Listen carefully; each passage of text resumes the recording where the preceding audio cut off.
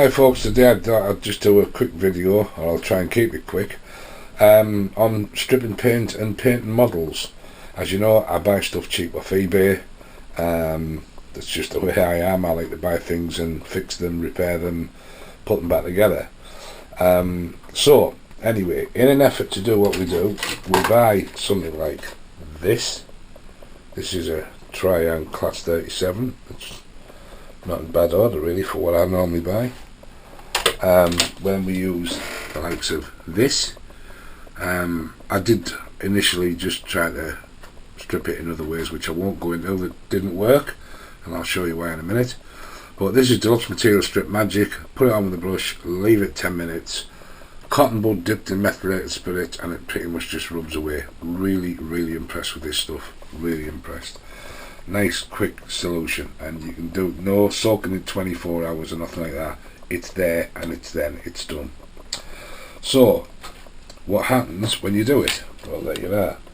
This, for those of you who watched some of my earlier videos, I think it was when I did my workshop, this is my workshop video, there was 3 of these all laid together, 3 Class 31s, all very badly painted. My mistake. I did it with a grey primer, and then I hand painted them blue, and it just, I don't know what went wrong, but they looked disastrous, and the yellow ends were awful, absolutely awful. So good old Strip Magic, worked on this yesterday. I kind of got it back to the original green plastic throughout. I've got a repair to do there, where I can focus in, where you can see there's part of the window frame missing. So yeah, it got it to that point. Brilliant.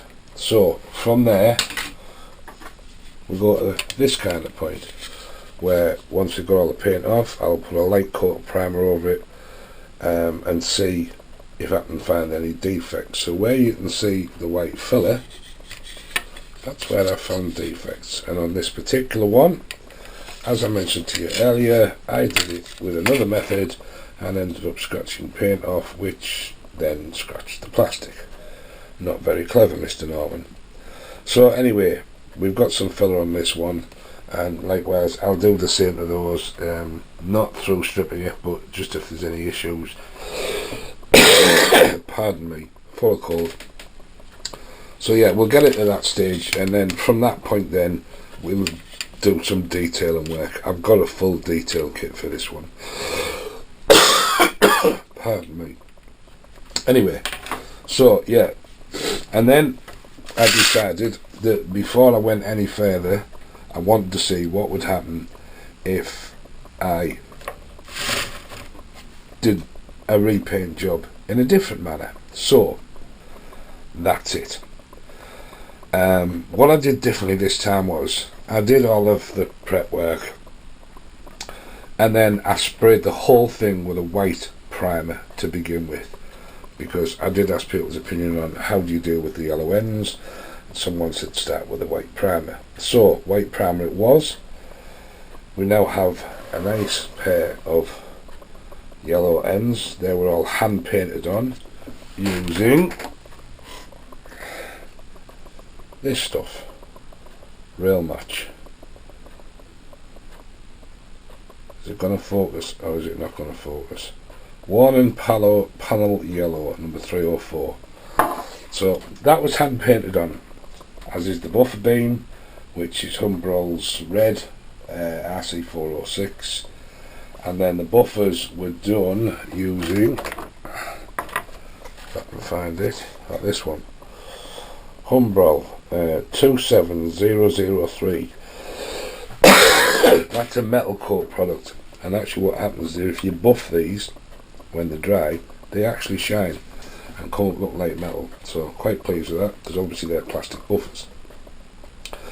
So yeah, so we've done that, and then we decided, then it was a case of spraying the model. So I do have a spray gun. I got it a long time ago. I've never used it. I've always been a bit nervous about it, and I just thought, bugger it, I'm going to try some cans. So as you can see, I've quite a selection of Real Match stuff in spray cans. And what you're looking at here is the product of Real Match BR Blue in a spray can. personally, I am very, very happy this time with how this thing has turned out. I'm very impressed with it. Really pleased with it, to say the least.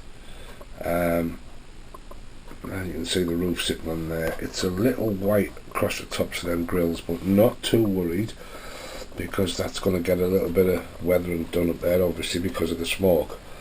But my diesels are meant to be at the beginning of the diesel era, so they're not going to get heavily weathered like some of the old steam ones are. In case you're wondering what this is, this under there, why it's so brown looking, is, wait till it focuses, under frame brown, again by Rail Match.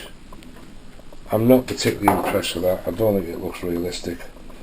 I'm probably just going to paint it black, and then I'll just put some weathering powders on, because that doesn't do anything for me. And for those of you wondering what the white marks are, that's just where I had masking tape that came over to cover up my yellow ends. So there you go. Yet again, me trying to do things on the cheap. No spray booths, no fancy airbrushes, no compressors, just me and a turntable, a couple of tins of paint and a rattle can of BR Blue, and that's what I've managed to get to. Personally, like I say, I'm very happy fellow, especially bearing in mind that this thing looked like that. So yeah, long way to go yet, because I've kind of done this in reverse. I've got detailing work to do, which on the others I'll do before I spray, but I wanted to just get it out of the way and see, could I get the finish I was looking for, and the answer appears to be yes, I can. Now, just one last quick thing. As you can see, there's a roof for it there, so that will sit like that, which completes the ensemble. And here's another two Class 31 roofs, but one with a slight change. This particular roof, as you can see, it was missing its entire corner. Now, being tight, I wasn't paying stupid prices on eBay, because they want around about 12 quid for one of these, which is extortion, because you can buy a whole triangle model for 12 quid. So I've decided I'm going to build it up with filler and mould it back into place. But the trouble is, we lost the head code box off there. So I put it together, you can see. No head code box. So I've cut the other one off at the other end, because through researching for painting purposes, I found that some of the Airfix 31s were known as skinheads, and the reason was no head code box. There is a little vent sits on the top at the front, but nothing on a scale compared to that. So I'm going to try and create a skinhead roof for one of my 31s. And the cool thing about that is that on the roofs of these skinheads, I have found some pictures of one particular Class 131. Class 131? Where am I going there? Class 31 skinhead that's got this little box, and it's got a light grey roof on a blue body, and I think it looks brilliant. So I'm going to model that, I hope. So keep watching. I will come back at some point with this looking like that, but as a skinhead with a grey roof. But there you go, folks. I keep saying to you the same thing as I've said before. You don't have to spend a fortune to have a nice railway, and as far as I'm concerned, I am thrilled to bits with that. That was a battered old triangle Loco that looked like it was ready to be thrown in the bin, and look at it now, it's beautiful. Very impressed with it. If anybody has any comments or any tips regarding painting and stuff like that, because to be fair, this is the first one I've got right on that. I mean, I did have all my other stuff up there, all my Locos that you've seen before, but they were simple. They were black and they were hand painted, and they don't take any skill. But this, considering what a complete mess I made of them before, I'm really happy with. So anyone who's got any hints and tips on painting and such like, Any comments on that skinhead diesel or anything just in general, or even if it's just like that looks crap mate, feel free, make a comment. That's what I'm putting the videos on for people to say something about what I'm doing. Thanks for watching everybody.